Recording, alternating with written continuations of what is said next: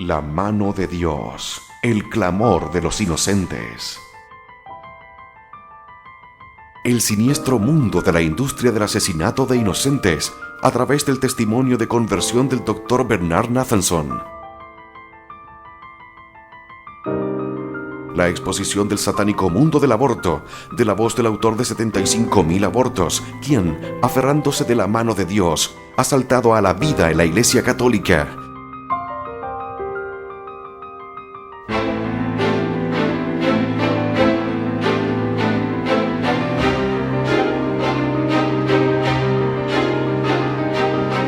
El poder de la evidencia científica y la oración, unidos en este excepcional testimonio de horror y redención.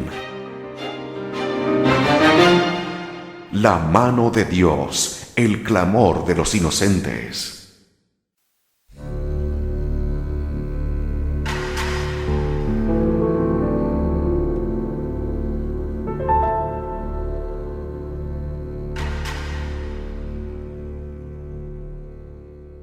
El centro de mi mundo fantástico era el cine. El epicentro de mi mundo fantástico, el núcleo de mi imaginación, era el cine. La misma técnica en blanco y negro era una representación de la certeza. Los argumentos eran predecibles y estáticamente morales. Los actores eran seguros. Gary Cooper era siempre un héroe. Edward Arnold, un villano siempre.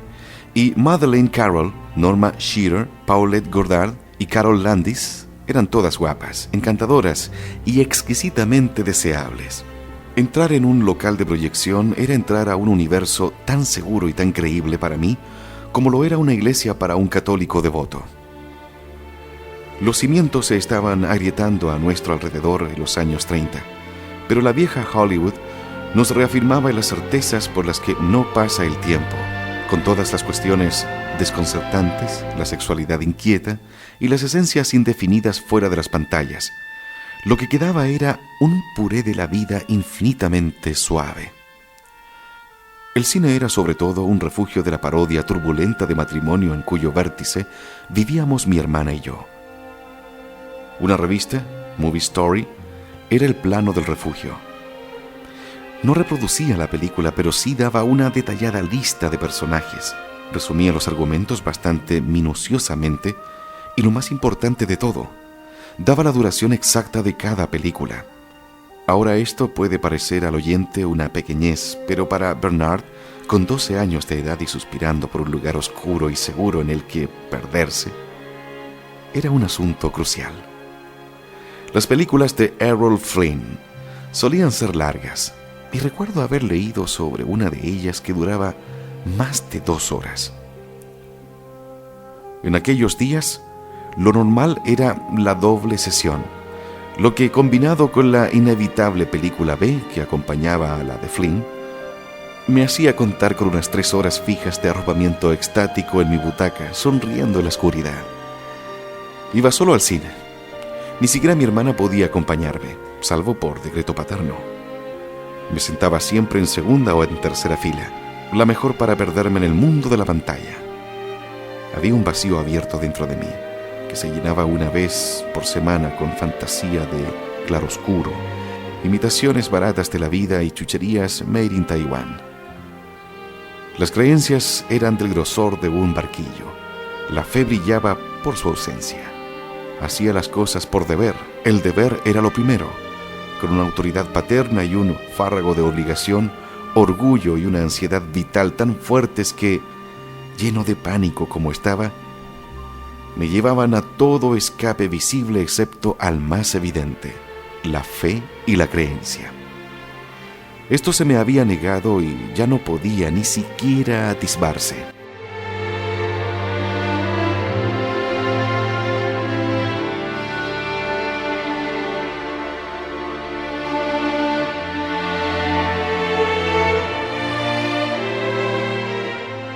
El centro de mi universo era mi padre.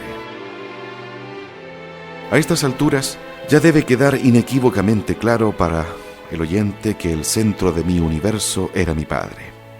Mi madre ya se había convertido para mí en un fantasma. Ya he hablado del hacha psicológica en la que crecí.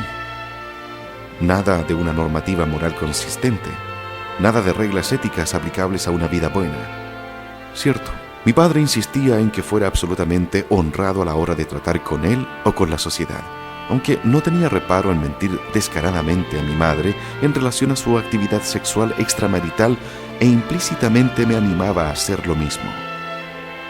La única vez que me pegó fue cuando me cogió a los 11 años en una mentirijilla estúpida referente a que le había prometido solemnemente no pararme a recoger a un amigo en el camino a la escuela de los domingos. Y por supuesto lo hice. Me descubrió infraganti, esperando a que mi amigo bajara las escaleras para ir a la escuela, y me dio una bofetada en la boca, proclamando mi mendacidad y advirtiéndome que nunca debía mentirle a él. Él mismo fue, hasta el final, un hombre profundamente confundido, frágil y llevado por las circunstancias, sin puntos de referencia en su vida. Acumulaba riqueza con avidez, pero nunca gastaba un céntimo más de lo estrictamente necesario. Veneraba el aprender y lo vivía, pero nunca se atrevió a escarbar por debajo de la superficie de datos y cifras en busca de los por qué sí y de los por qué no. Se consideraba un rebelde y un innovador, pero conservó toda su vida un mordaz temor a la autoridad. Siempre pagaba de más a Hacienda por miedo a que un día la inspección apareciera a la puerta de su casa para revisar sus cuentas. La mirada de un policía sobre él la convertía en gelatina, aunque no hubiera hecho nada malo abiertamente. No creía en Dios, pero sí en un poder superior.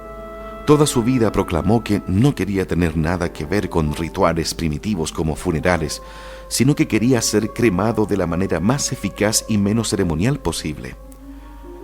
Pero su testamento disponía que fuera enterrado junto a su desventurada hija, a la que en vida había reducido a menos que una cifra. Yo, como su único e inmediato sucesor y superviviente, cumplí su deseo, aunque en un primer momento tras su muerte había gestionado la cremación que supuestamente había deseado y que quedé de piedra cuando su nieta, la última hija de mi hermana, mostró un documento que certificaba que había comprado una tumba junto a la de mi hermana justo después de que ésta muriera y había decidido ser enterrado junto a ella, a pesar de la fanfarronada de la cremación, eficacia y falta de ceremonia.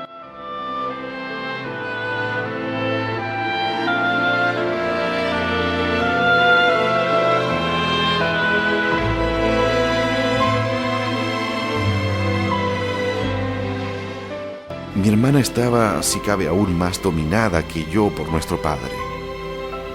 Al caer completamente bajo su hechizo, Marion se había vuelto casi invisible.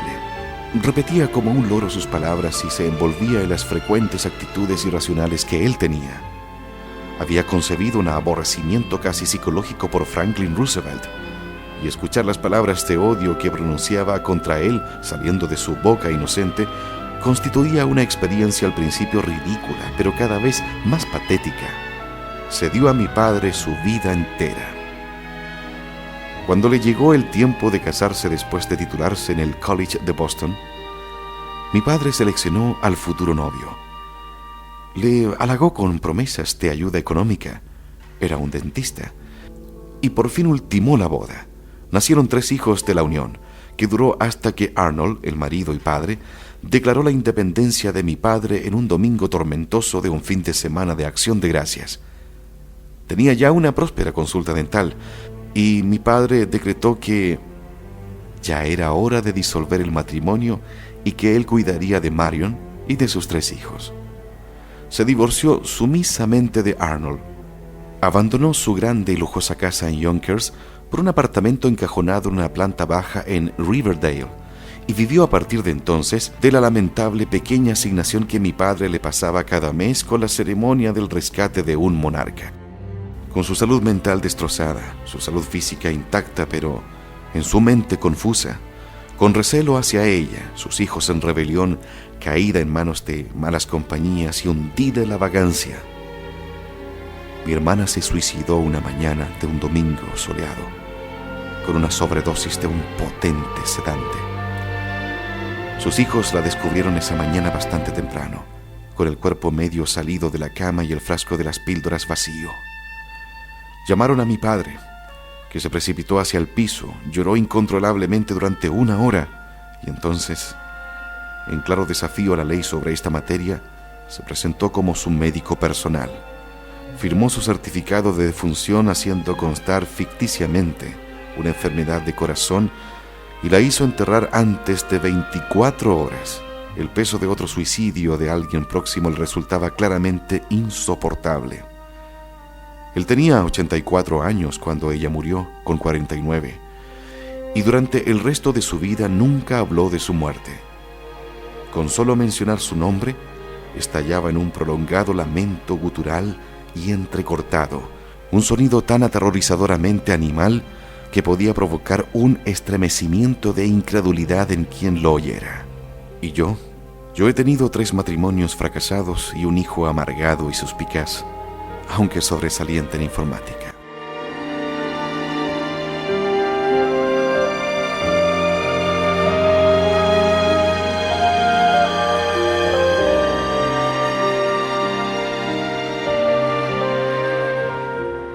La columna de fuego. Me declaran no apto para el servicio militar. Comencé estudios superiores en 1943.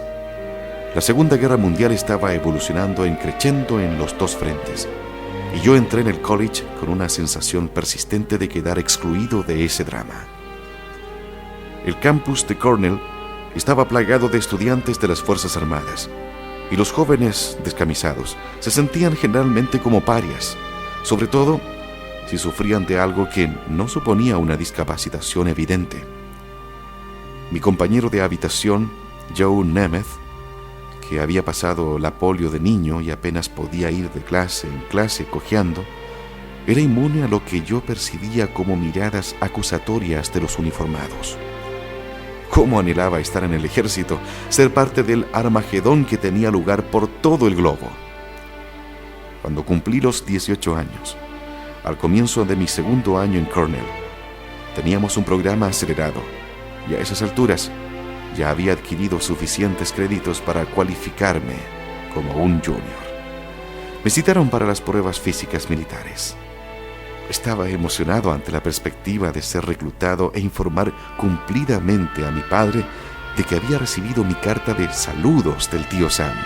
No he conseguido saber todavía cómo lo hizo. ¿Conocí a alguien de mi oficina de reclutamiento local? ¿Alegó que yo había sufrido alguna mítica enfermedad? De una u otra manera me examinaron, me declararon no apto para el servicio militar por defecto de vista y me concedieron una prórroga de 4ª para continuar mis estudios de medicina en Cornell. Tenía una moderada miopía. Arthur Sloan, un compañero de clase mío en la Columbia Grammar School, con el mismo defecto menor, fue reclutado tras acabar el bachillerato y murió en acción en Normandía. En los años posteriores, mi padre y yo nunca discutimos ese episodio. Yo sencillamente no quería saber la verdad. Creo que, en su insaciable deseo de verme convertido en médico y seguir sus pasos ilustres, transgredió una especie de indefinible criterio moral y quizás incluso legal. Habría sido insoportablemente comprometedor para ambos reabrir la herida. Basta con decir que entonces me dolió su interferencia e incluso ahora me cuesta entender una infracción tan incontrolable en mi autonomía. Pero entonces, como decía Pascal, el corazón tiene razones que la razón desconoce, y yo, caritativamente creo, atribuyo este desbaratar mi deseo de ir a la guerra como la manifestación de un hombre profundamente apegado a su hijo único, decidido a ahorrar a su hijo la horrible realidad de la guerra, y más aún empeñado en meter a su hijo en el molde de médico que él mismo había codiciado tan indomablemente. Proseguí mis estudios en Cornell con medianos resultados. Una vez fui convocado al despacho del decano de Artes Liberales para explicar por qué había estado timando sistemáticamente a otro joven compañero de habitación en nuestra partida de póker nocturna. Yo nunca le hice trampas. Él se quejó a su madre de que estaba perdiendo toda su asignación en el juego y la verdad es que era un jugador de póker desastroso. Yo seguía siendo independiente, nunca me unía a una fraternidad y tenía pocos amigos. Mi padre, creo yo, lo prefería así. Era lo mejor para concentrarme en los estudios y conseguir acceso rápido a la escuela de medicina. Los pocos amigos que tenía eran judíos de Nueva York, de ascendencia menos opulenta y en su mayor parte fuertemente inclinados por la izquierda radical, o sea, la joven Liga Comunista, entonces conocida como Juventud Americana por la Democracia. Sin haber perdido la inocencia en política, fui a algún mitin de ese grupo. Me aburrí tremendamente. Las alumnas que asistían a esos mítines eran invariablemente sosas, bigotudas y de tez morena como gitanas, y pronto abandoné cualquier interés incipiente que hubiera podido albergar en ese campo. Pero ese episodio transitorio y aparentemente inocente volvió para perseguirme durante la era McCarthy.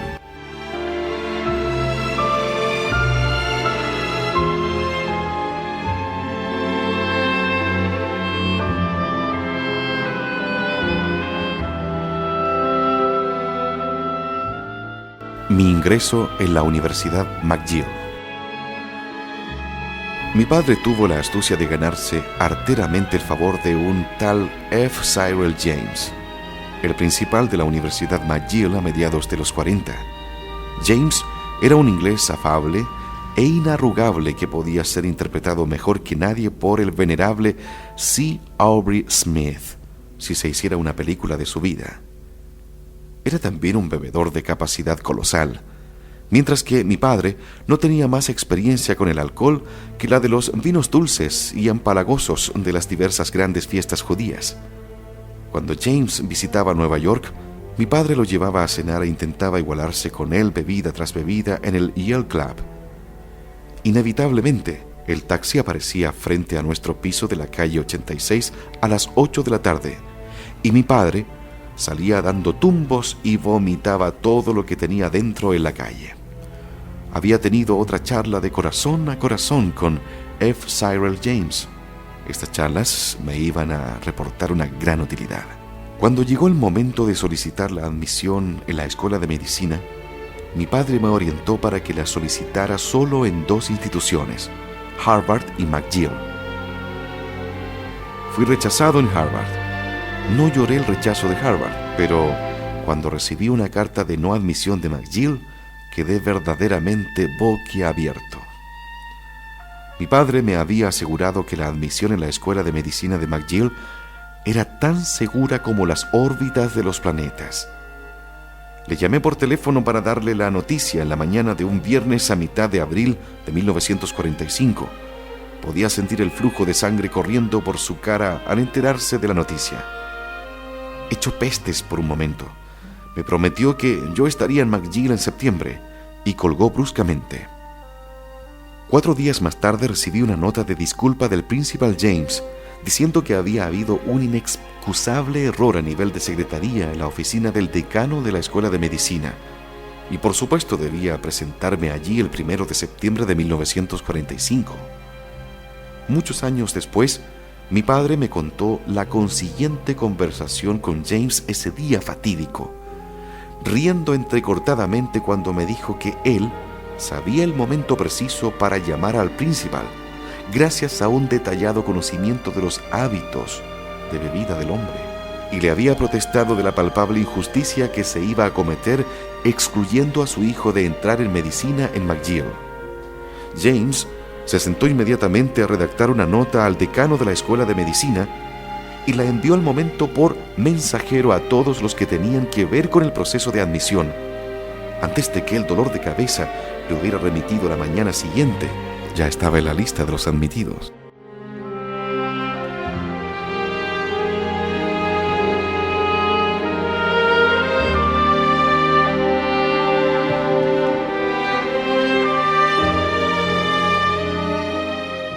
Mi primer curso de medicina. Mi saga empieza verdaderamente aquí. Un día tórrido y húmedo de verano en Montreal, Canadá, el día en que me matriculé en mi primer curso de medicina. Entonces, la escuela de medicina estaba situada en Strathcona Hall, Un castillo medieval con gruesos muros de piedra gris, amplios arcos que enmarcaban pesadas puertas y almenas cónicas en las esquinas del edificio. A lo largo de las paredes interiores había placas conmemorativas de varios destacados miembros de la facultad. Los nombres me eran muy familiares: Henry Lefleur, Sir William Osler, Walter Chipman. Eran los héroes de las historias de mi infancia y adolescencia. Mi padre me había saturado con la virtud, la sabiduría y la dedicación de esos hombres. La expectación me presionaba con fuerza atenazadora. ¿Cómo estar a la altura de sus magníficas gestas logradas frente a innombrables adversidades? Con todo, era un momento de solemnidad indescriptiblemente dulce. Vivía entonces en una cavernosa habitación alquilada en University Street, a 2 manzanas de la escuela de medicina. La patrona era una especie de obeso y neurótico tipo de mujer asilvestrada llamada Eva Long, que había perfeccionado de tal manera la capacidad de andar sin hacer ruido que habría hecho avergonzarse a toro sentado. Fisgaba por mi puerta a horas intempestivas, y entonces tocaba a la puerta atrevidamente y anunciaba que era muy tarde para dar pasos por la habitación o tener encendidas las luces para estudiar o pasar el tiempo con compañeros de clase con los que repasaba la materia de exámenes. El alquiler era de $10 por semana, a pagar con un mes de antelación. Ese primer año desayunaba y cenaba en una pensión que estaba a la vuelta de la esquina desde mi habitación. La propietaria era una escocesa corpulenta de buen corazón, a quien le encantaba sentar a una docena de estudiantes de medicina en una mesa nobiliaria en mitad del comedor, e ir sacando grandes chuletones de buey, montañas de puré de patatas, pilas rebosantes de coles de Bruselas, porque les gustan tanto a los escoceses las coles de Bruselas. Su atracción principal era la comida del domingo. En vez de la cena ese día, que consistía en fuertes de sopa de cebolla, unas chuletas cortadas tan finamente que eran virtualmente traslúcidas y coles de Bruselas. Era un ambiente familiar, pero con una jerarquía claramente establecida. Los estudiantes más antiguos se sentaban a la cabecera de la mesa, los más jóvenes, por orden, en los lados. Siempre había suficiente para comer, pero la escocesa, como se llamaba, era un genio de la puntualidad.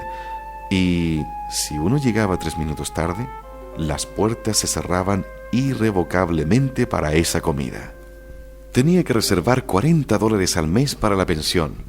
Como mi padre me tenía con un presupuesto de $90 al mes, esto me dejaba con muy poco para gastar en lujos como cigarrillos y lo que mi padre denominaba incidentales. Fumaba un paquete diario en la escuela.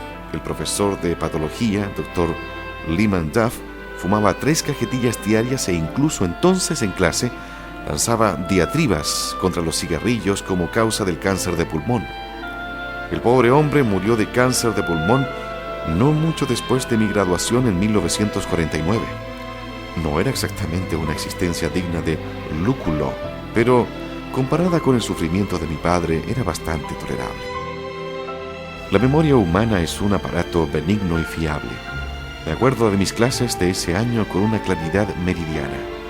Enseñaba anatomía un sabio irlandés, el doctor John Martin, que tenía siempre una venda negra en la cabeza. Me dijeron que la parte trasera de la venda era fusiforme. Escondía un agujero de bala en su cráneo que nunca se había molestado en arreglar. Se decía que había sido un extremista en sus años jóvenes y que le habían disparado en la cabeza los del Black and Tan, que ocupaban Irlanda en la época de los disturbios. Sea como fuera, era un excelente profesor, colorista, juguetón, puesto en la materia y sugerente. Havelhoff era el profesor de psicología, sardónico, agotado y no poco cruel. Su cabello rubio ondulado enmarcaba un rostro de niño mofletudo, pero escondía un ego despiadadamente insaciable. Aprendí comparativamente poco de este hombre. Mis compañeros le detestaban tanto como yo. El que brillaba con luz propia en ese año era el Dr. David Thompson, un tipo flaco y sonrosado, con cara de general inglés, bigote de los guardias y todo eso, y con modales de un perfecto caballero. Enseñaba bioquímica de un modo tan ordenado, refinado y elegante que hasta hoy puedo acordarme del contenido de muchas de sus clases.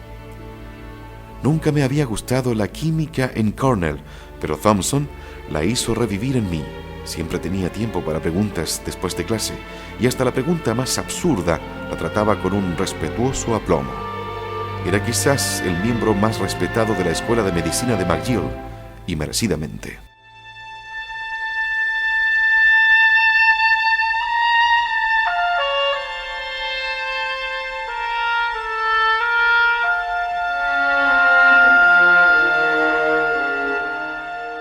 Mi encuentro con el profesor Carl Stern. Sin embargo, hubo un profesor que me causó mayor impresión que cualquier otro, mucho mayor de la que comprendí por entonces. El profesor era un humilde llamado Carl Stern, un psiquiatra profundamente erudito que era en la galaxia profesional de McGill una estrella entre las estrellas.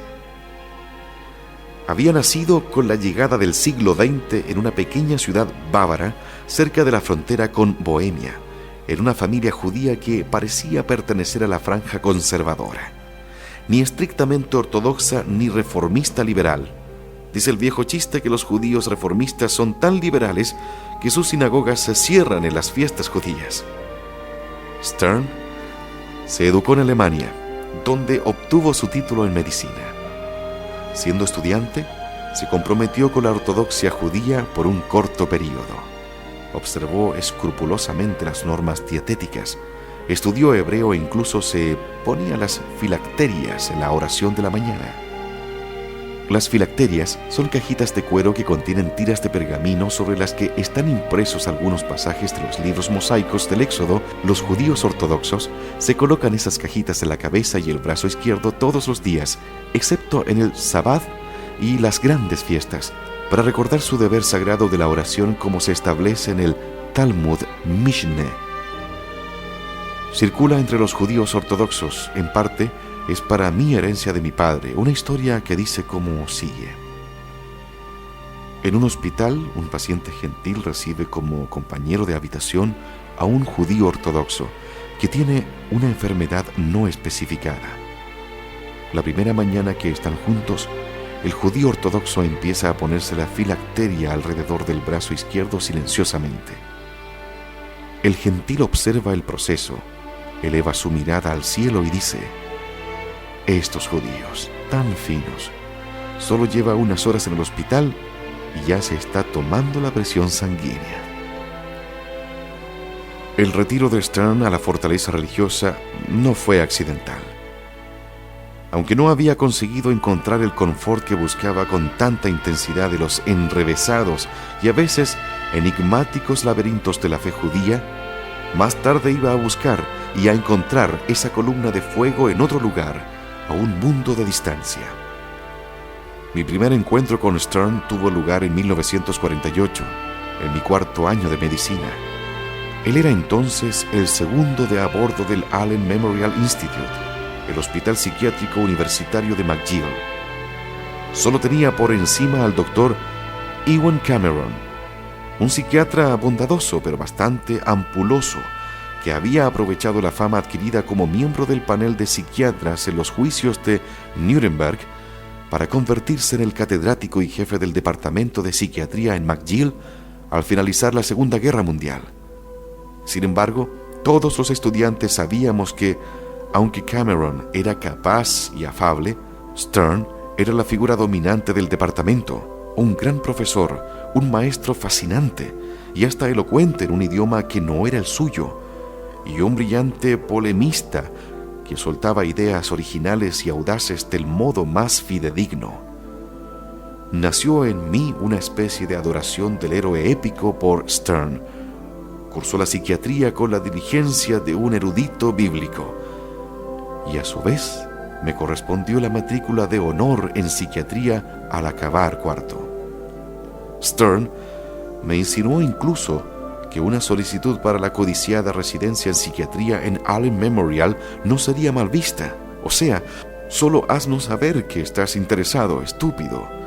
y te haremos un sitio especial en nuestro programa. Lamentablemente, decliné la oferta para decidirme seguir adelante con programas de residencia sobre obstetricia y ginecología.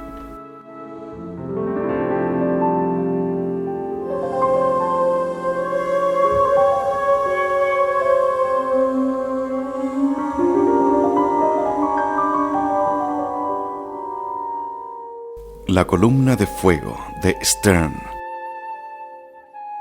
Usted como oyente se puede preguntar por qué me detengo tanto en Stern. Tenía un algo indefiniblemente sereno y equilibrado. Yo entonces no sabía que en 1943, tras años de contemplación, lectura y análisis, se había convertido al catolicismo. No publicó su libro hasta 1951, La columna de fuego. Ese año había un concurso en el Club del Libro Católico y también en el Club del Libro Tomás Moro. En él hizo lo que quizás solo unos pocos, Maimónides, Mendelssohn, Spinoza, habían hecho: reconciliar la verdad religiosa con la ciencia empírica aristotélica. En la última sección del libro, que tituló Carta a mi hermano, le explicaba a un judío observante que había sobrevivido al Holocausto, por qué se había convertido al catolicismo y cómo coexistían ciencia y religión. La Iglesia es inmutable en su enseñanza. Solo hay una verdad sobrenatural, del mismo modo que solo hay una verdad científica. Así como el dominio de la materia constituye la ley del progreso, y las cosas del espíritu es la ley de la conservación. Recuerdo cuando te enseñé la encíclica papal sobre los nazis.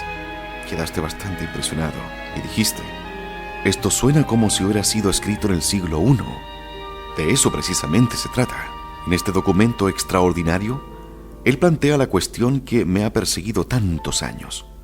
Plantea el tema a su hermano de esta forma: ahora quizás dirás, ¿cómo puedes tú, como persona educada que eres?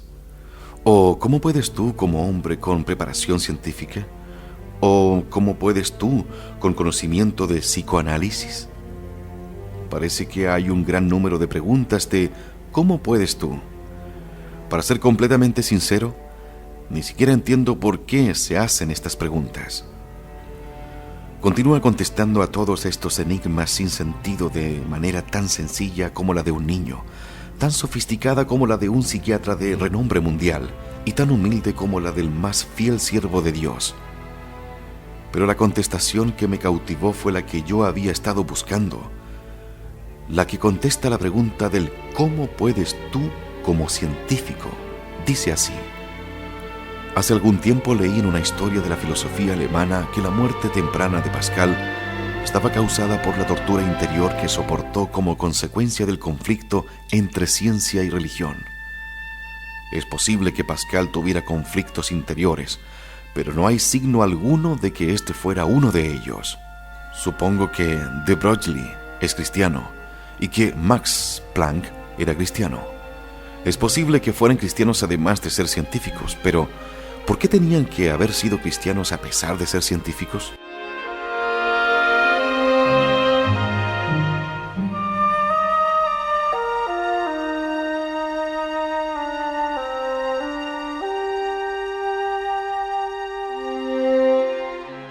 Stern y yo, en mi último año en McGill, forjamos una fuerte e incluso irresistible relación maestro-alumno. Yo abrazaba toda palabra que salía de su boca, no principalmente por el contenido científico que tenía a primera vista, sino por la serenidad y la certeza con las que hablaba. No se trataba del orgullo académico de otros profesores, sino del cálido bienestar de una sabiduría perenne con la que se expresaba. Acuérdese, esto era en 1949. Yo no tenía ningún conocimiento de su conversión y nunca hablábamos de religión. Fue para mí un shock encontrarme en 1974 con un manoseado ejemplar en rústica de su libro, justo cuando yo estaba más perdido tras mi hegemonía en la clínica abortista y cuando las dudas empezaban a resquebrajar mis propios pilares. Fue entonces cuando descubrí que, pese a haber hablado con él en tantas ocasiones y de tantas cosas, Stern poseía un secreto que yo había estado buscando toda mi vida: el secreto de la paz de Cristo. Carl Stern y yo nos volvimos a encontrar 2 veces, con 25 años entre los 2 encuentros. El segundo de ellos puso en marcha mi búsqueda de la verdad espiritual. Solo la mano de Dios podía haber diseñado una experiencia tan gratificante como esta. La Universidad de McGill fue fundada por un escocés, James McGill, y en gran medida se basaba en teorías y prácticas pedagógicas británicas, virtud e incluso una fuerte tradición de abnegación en el profesor y una obediencia absoluta por parte del alumno, una desproporcionada dependencia en la memoria bruta en relación al diálogo razonado con el estudiante, y siempre una distancia que tomaba forma de un encumbramiento propio de Césares por parte del profesor. En la escuela de medicina, por lo general, predominaban estas costumbres, aunque menos rígidamente que en los días de mi padre. Pero esta relación entre profesor y alumno es menos fundamental para mi historia que la de médico y paciente. La tradición hipocrática, con su énfasis en el respeto debido a los propios maestros, la exclusividad implícita de la hermandad médica e incluso un cuasi secreto en lo concerniente al arte de curar, estimulaba el ideal de dominación del paciente por el médico virtuoso y paternalista. El paciente poco o nada tenía que decir sobre el tratamiento, e incluso preguntar al doctor sobre esta materia se consideraba una herejía. Los conceptos modernos de segundas opiniones, consentimiento informado y los deberes éticos y morales eran inconcebibles en Montreal por aquellos días.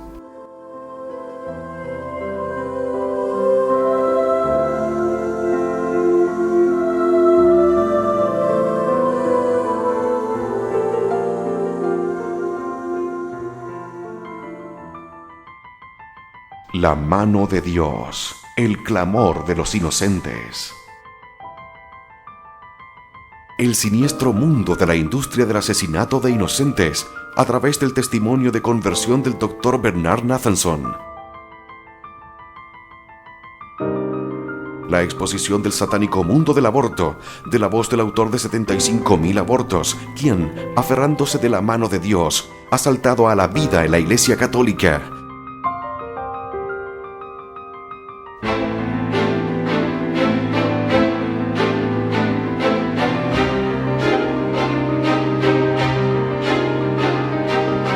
El poder de la evidencia científica y la oración, unidos en este excepcional testimonio de horror y redención. La mano de Dios, el clamor de los inocentes.